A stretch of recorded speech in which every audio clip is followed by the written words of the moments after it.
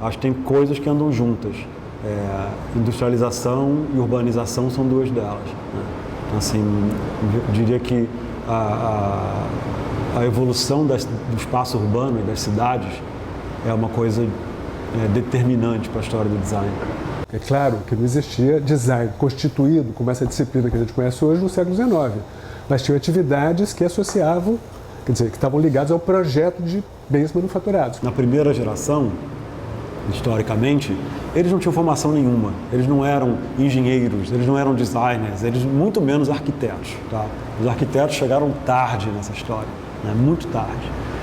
Os primeiros caras eram mestres de oficinas, eram mestres de fábrica, eram artesãos de antigamente. Eu estou falando do início do século XIX. Né? Na Inglaterra, início do século XIX, aqui, final do século XIX. Então, o cara era aquele artesão mestre, no sentido literal da palavra mestre-artesão. Esse cara acabava pegando uma posição de supervisão. E essa posição de supervisão, de controle de qualidade, de gestão do processo, é o que acabava gerando um proto-designer dentro da fábrica, dentro da oficina. Aí tem uma segunda etapa, né? Essa é a primeira fase. A segunda fase é quando eles veem, o dono da fábrica, ou o próprio mestre artesão, outra pessoa, percebe que tem alguém que não tem nada a ver com aquela fábrica, nada a ver com aquele ofício, nada a ver com aquela tradição, com aquele material, mas que pensa de uma forma inovadora e que é bom, que é criativo. Geralmente esse cara é um artista. Né? Assim, o caso clássico na história do design é o John Flaxman, escultor, jovem escultor, sendo contratado para trabalhar na Wedgwood para desenhar produto. Né? E o Flaxman, que precisava ganhar um dinheiro, né? Era um artista jovem tentando ganhar a vida, foi desenhar produto e desenhou produtos incrivelmente bem pensados, projetados e bem sucedidos. Num primeiro momento, você tem o design e a arte. Se a gente pensa na Inglaterra, a relação que se estabelece é essa. É design, não tem design ainda propriamente, né, mas o profissional que é acionado é o artista. O artista que é chamado desde o Wedgwood para fornecer modelos para a produção industrial, né? Quer dizer, que era uma coisa que já acontecia desde as manufaturas reais, né? Quer dizer, os artistas que eram chamados para fornecer modelos. Você tem as figuras como Eric Gill na história do design internacional, né?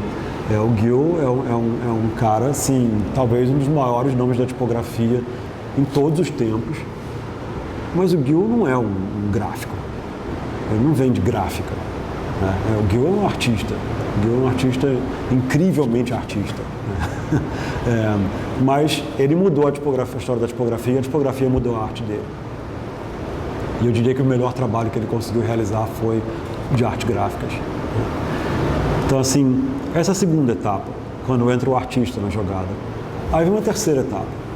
A terceira etapa é quando entra um artista que não é o Eric Gill, não é o John Flaxman, ele não é tão incrível como artista.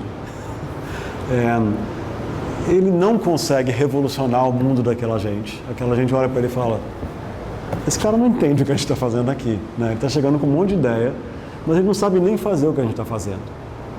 E a gente sabe fazer o que ele está fazendo. E aí esse cara vai e ele estuda. E ele entra na fábrica, ele é humilde, e ele baixa a cabeça, ele aprende.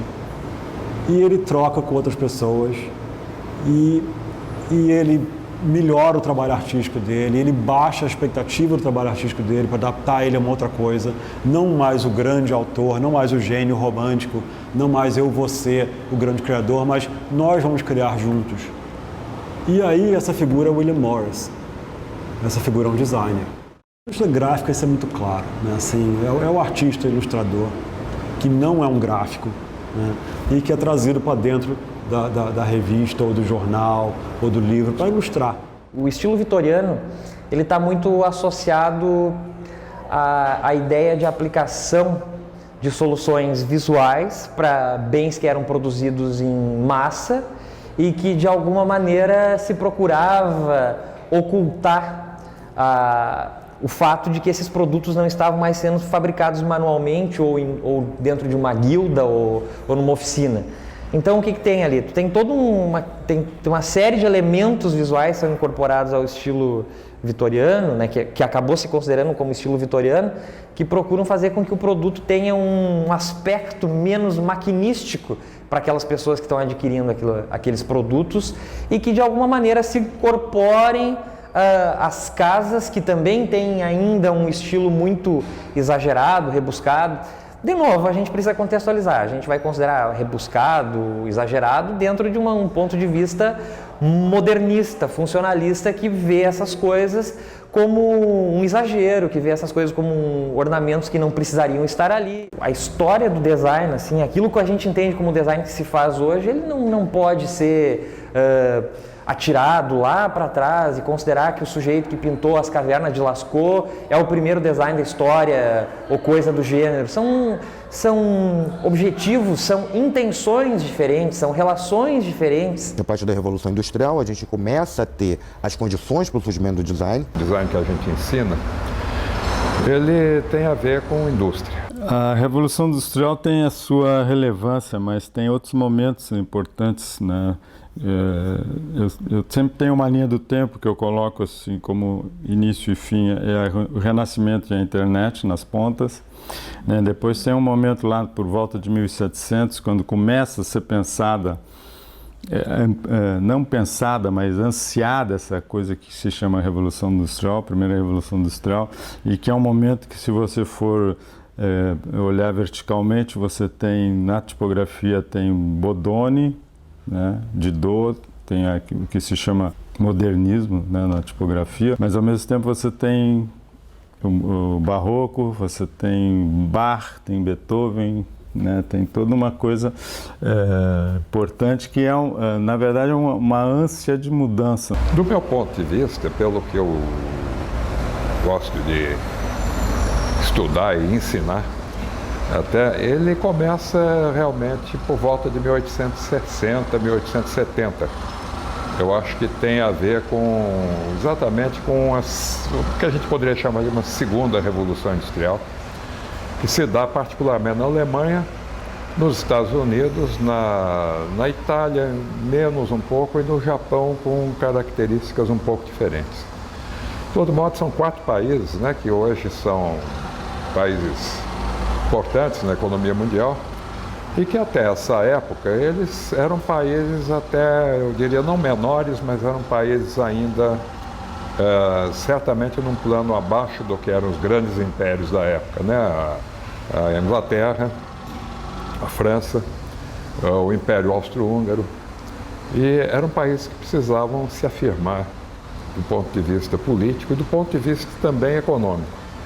Então, esse tipo de atividade, o design, ele nasce nessa época, nesses países, especialmente na Alemanha, como uma forma de desenvolver a própria economia, como uma forma de alavancar a própria economia interna desses países, que, como a Alemanha, por exemplo, não tinham grande chance de ter impérios coloniais. Esse espaço dos impérios coloniais, de certa forma, estava ocupado e definido a partir desses 3 ou 4 grandes impérios que havia na época. Então, para mim, o marco histórico desse design, que eu costumo chamar de design moderno, nasce por essa época. Quer dizer, ele tem sua motivação econômica aí e tem depois um desenvolvimento ideológico muito importante e muito claro assim na Alemanha, porque ele é nitidamente uma atividade formadora, ou seja, precisa ter a educação como uma base, uma formação de mão de obra, uma formação até mesmo de um gosto, a criação de um gosto diferenciado. Ninguém imagina que aquela burguesia ascendente iria gostar de coisas simples. O que há nessas primeiras décadas do século, especialmente em solo europeu? Tem uma forma de pensamento muito intensa, tem um continente completamente em ebulição. Se a gente observar ali no começo, na primeira década, há toda uma empolgação em relação ao futuro. Até o final do século XIX e o começo do século XX, estão sendo escritas utopias até não poder mais, né? Vamos tentar imaginar que o final do século XIX, o começo do século XX, é o período áureo de um sujeito chamado H.G. Wells, que escreve as utopias mais fantásticas sobre o que o homem, o progresso, trariam para a humanidade. Só que isso sofre uma grande ruptura com tudo que começa a acontecer naquele momento e que a gente pode nomear a partir da Primeira Guerra Mundial, que faz com que toda aquela crença, toda aquela forma de pensar entre em declínio. Tem toda a Primeira Guerra e tal, temos o entreguerras, um período extremamente complicado, um período de reconstrução. No entanto, ainda há uma certa ideia de que as coisas podem ser restauradas pela ciência, pelo racionalismo. E o design vai estar colado diretamente a isso. O design não se resume a racionalismo. No entanto, o design que vai se desenvolver com mais intensidade e que vai se organizar como estudo profundo e aplicado vai ser relacionado ao racionalismo, né? Claro, ao cubismo, ao dadaísmo, expressionismo, uma série de ismos aí que não são racionais. No entanto, eles não vão encontrar um solo tão propício para se desenvolver enquanto uma prática organizada. E aí a gente vai ter o quê? Qual é o grande momento do design modernista em termos de confluência de grandes atores e de reflexões? Vai ser a Bauhaus, que não vai reunir apenas aquilo que está sendo pensado na Alemanha, vai reunir o que está sendo pensado na Rússia, né, na União Soviética, já depois de 17, né? Vai ser na Holanda, né, na Áustria, na Hungria, uma série de pensadores, uma série de artistas de arquitetos, vão encontrar nessa escola um ambiente propício para pensar o design. Talvez seja um dos momentos mais fantásticos do design. Porque ali tu vai ter uma série de pessoas que pela primeira vez, vindos de tantos ambientes diferenciados, com uma ciência produzindo tanto conhecimento e com um ambiente tão propício a imaginar que seja possível desenvolver o conhecimento para ele ser aplicado para transformar a sociedade em algo melhor, porque porque a Alemanha naquele momento é um país completamente tomado pela derrota da Primeira Guerra Mundial, mas, no entanto, o que acontece? Não houve uma grande perda da capacidade industrial. Esses 4 países, que são a Alemanha, os Estados Unidos, o Japão e a Itália, eles compõem essa base sobre um conhecimento que vem da Inglaterra, eles constroem todo esse arcabouço. Como a Revolução Industrial é a radicalização dos modos de produção em série, nós teremos certamente aí uma presença muito forte do design. Mas a gente pode pensar também que um dos precursores da produção em série baseados num projeto é o trabalho do Gutenberg. Você considera que design é a configuração formal? Então você vai ter aqueles que vão dizer que o design ele nasce na pré-história com as pinturas rupestres e qualquer representação visual das coisas. Então não compartilho com essa opinião, lógico, com essa linha. Depois tem aqueles que já vão dizer que o design surge com a criação da prensa, com Gutenberg, etc. Eu estou me referindo a design gráfico, tá? Que é mais a minha área. E aí, a partir da imprensa, você passaria a ter a possibilidade de ter um design gráfico, né? Você já tem pessoas que trabalham ligadas à reprodução, né, de imagens aí considerando texto também, né, tipografia também. Aí depois tem os outros que vão dizer que, na verdade, o design só vai surgir com a Revolução Industrial, quando se tem a sociedade de massas, quando você tem uma reprodução com uma sofisticação maior. Do meu ponto de vista, é uma coisa que eu acrescento, com o surgimento da função subjetiva, que é a questão do fetiche da mercadoria. Mas que tem opções ali, que há intenções ali que se parecem muito com aquilo que a gente vai fazer em design, certamente tem. Né? Porque tem toda uma preocupação em fazer com que haja sempre o mesmo número de linhas, que haja uma margem, e aquele tipo de margem que ele coloca ali está muito relacionado aos livros que se faziam manualmente. Na área gráfica, eu acho que tem uma data fundamental, que é o final do século XV, que é a questão lá do Gutenberg, né? Ele não inventou nada, ele sistematizou um sistema que sistematizou uma série de coisas que já existiam e produziu na Europa, quer dizer, seja no Ocidente, uma máquina pensante que é a imprensa. E isso, para mim, na área gráfica é fundamental entender que isso, né, é o início do que a gente hoje entenderia como design gráfico. E provavelmente também para design de produto, enfim, porque a imprensa também é uma máquina, né? Tem um processo todo industrial, e isso explicaria toda a produção material anterior à Bauhaus, anterior à Revolução Industrial, etc., porque havia projeto, como diz esse italiano, havia projeto, havia demanda e havia produto. Então, essas condições estabelecem a existência de design ou não, né? E separa da arte, do artesanato, enfim, de outras questões. Tem uma preocupação toda com o público, tem toda uma preocupação em fazer com que aquele produto chegue de uma determinada forma para determinadas pessoas, mas não há uma organização do conhecimento ali que se possa dizer, é a escola de Gutenberg. E finalmente tem uma outra visão, uma outra linha, que é um pouco mais delimitadora, que eu compartilho, que é a que eu sigo, que na verdade o design, como a gente entende, que faz sentido para a gente hoje, ele vai surgir na virada do século XIX para o século XX, especialmente na Europa, né? Especialmente a partir das experiências das vanguardas históricas, né? Quer dizer, o que, nesse ponto de vista aqui, é o que eu compartilho, efetivamente a partir da Revolução Industrial, a gente começa a ter as condições para o surgimento do design. E aí que eu começo a observar, mas este não é o começo da história do design, este foi o momento que eu defini como um momento importante, porque tem coisas que são consideradas relevantes acontecendo principalmente na Inglaterra, a partir do estilo vitoriano, depois com o Artes e Ofícios, que se não servem para inaugurar o design, servem pelo menos para constituir uma forma de pensar e fazer o design que é fundamental para a gente entender o design no século XX e, obviamente, no século XXI.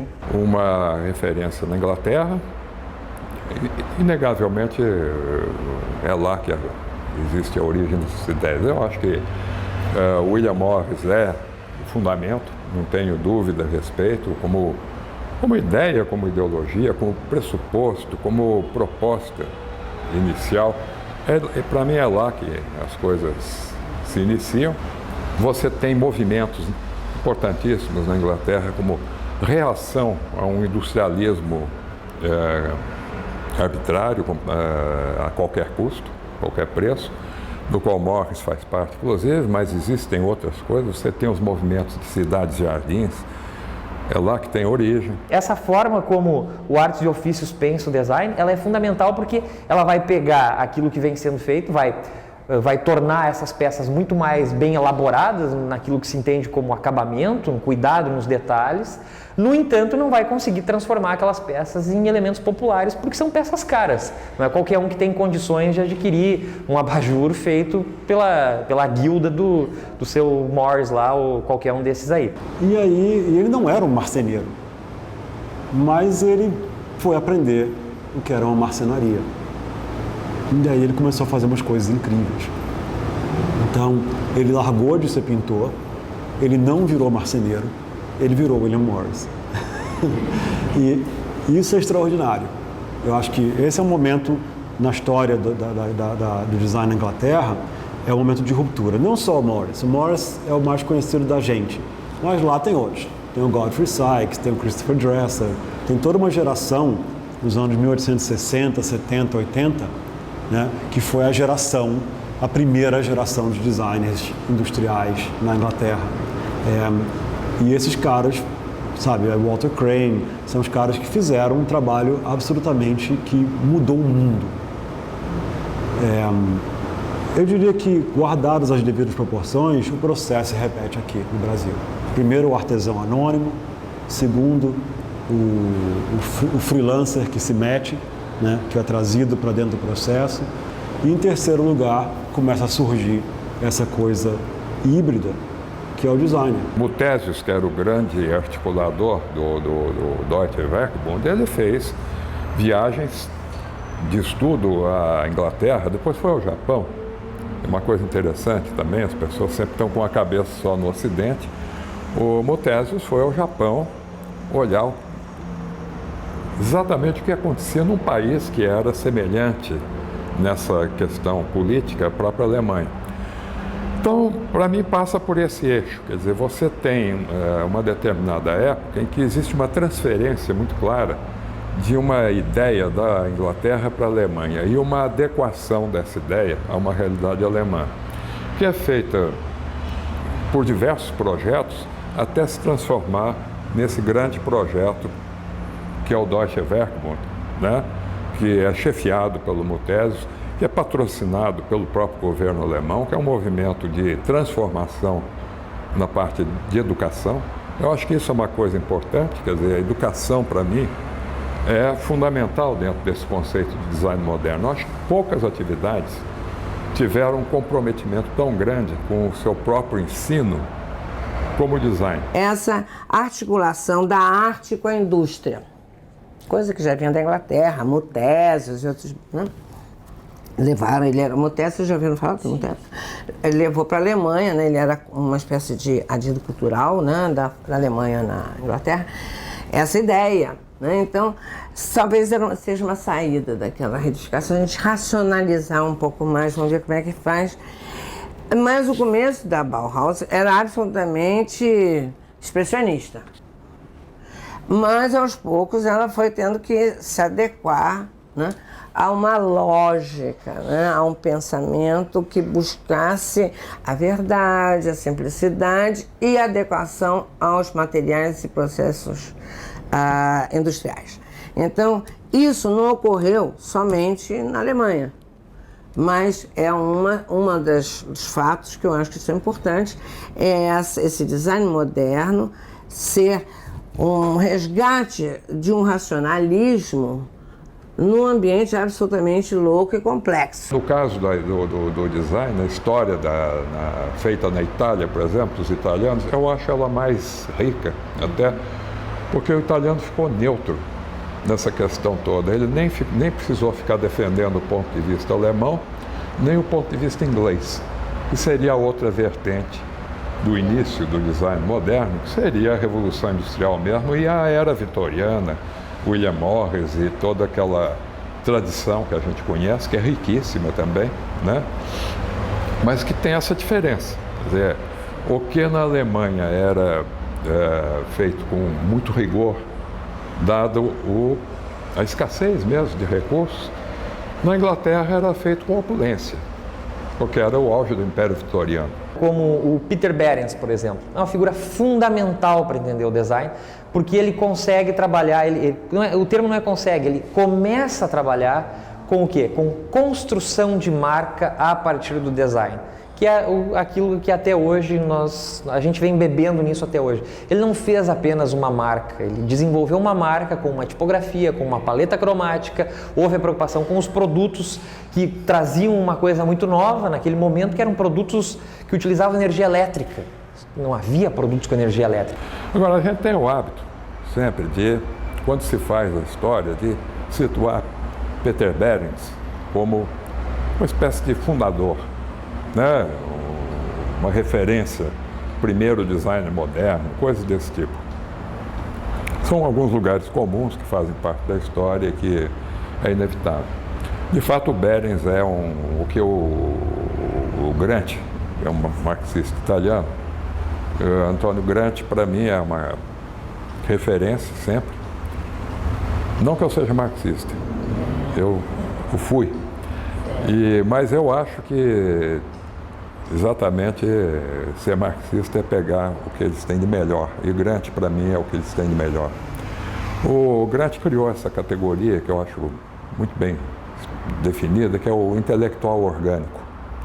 É aquele que chega e se torna referência, por quê? Porque ele põe ordem nas ideias, ele ordena uma ideologia, ele dá rumos, ele é crítico, ele dirige a coisa. E o Behrens, para mim, é o intelectual orgânico do design moderno no final do século XIX e início do século XX.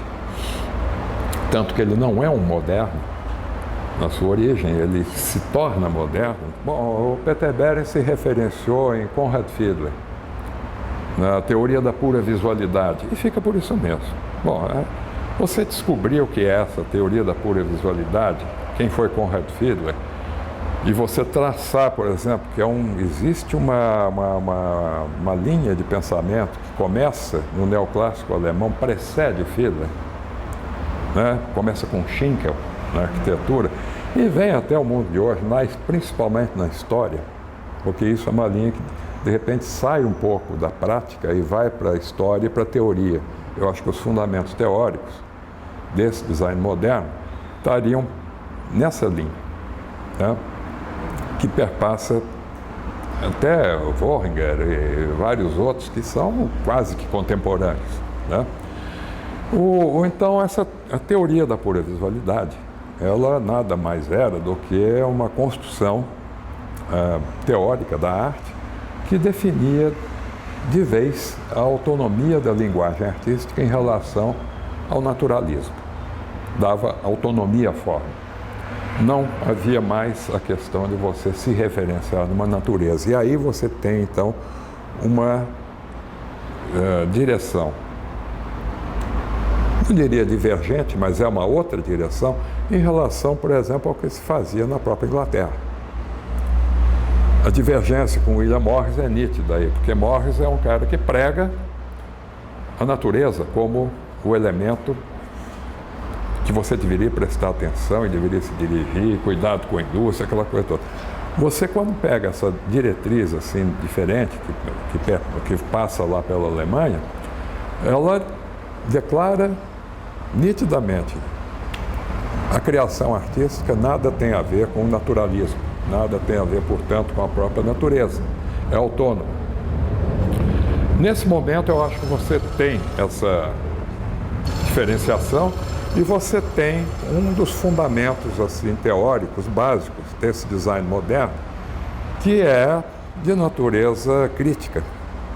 O Art Nouveau, o Art Deco, enfim, essas coisas na verdade aconteciam paralelamente na Europa em muitos lugares. Isso na tipografia é muito claro, na arquitetura é muito claro que você tem uma coisa na Holanda, que é a mesma coisa que tem na França, mas eles nem sabiam, né? Na verdade mal sabiam um do outro, né? Em tipografia é típico, você pega em 1700 e pouco, Bodoni, na Itália, lá no interior da Itália, né? No norte da Itália, em Parma, Didot em Paris, o Vauban na Alemanha, nem sei onde é, e o Bell em Londres, eles fazem a mesma coisa, eles desenham a mesma coisa, a mesma forma, e não tinha nem fax, né? Não tinha internet, mal tinha correio.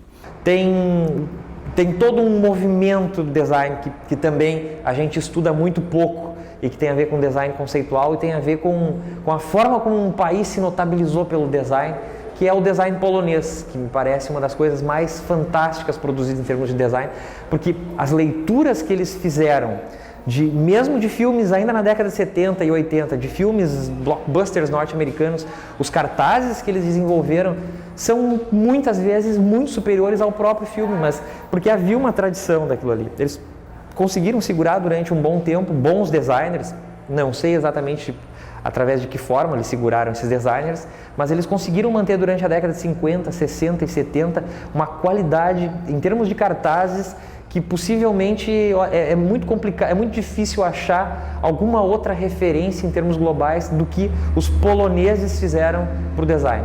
E influenciaram todos os blocos soviéticos. A gente vai ver o que é o design tcheco contemporâneo, foi muito influenciado pelo design polonês. O que é o design de tudo que estava atrás da cortina de ferro tem muita influência do que eles fizeram naquele momento. E tem uma coisa interessante do que me chama a atenção no design polonês, que é relacionado ao aprendizado de hoje. Como eles trabalhavam muito com o design conceitual, com o uso de metáforas e figuras de linguagem, me parece que ali tem uma escola criativa muito forte para a gente fazer com que o design hoje seja elaborado a partir de possibilidades contidas já naquele momento ali.